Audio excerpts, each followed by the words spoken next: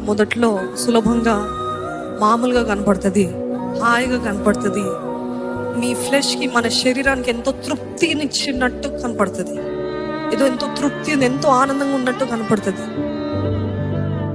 దేవుడు మాట్లాడద్దంటే మాట్లాడు మాట్లాడు, నీ కోపం ఏంటో నువ్వేంటో చూపించుకో అని అంటాడు.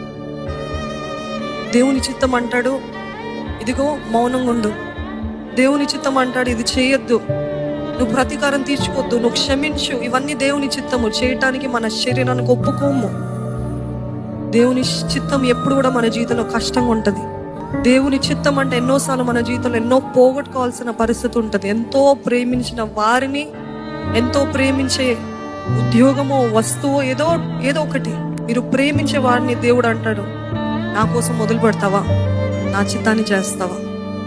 మన సమాధానం ఇక్కడ, మీ సమాధానం ఏంటంటే మీరు అందరూ తప్పకుండా అంటారు,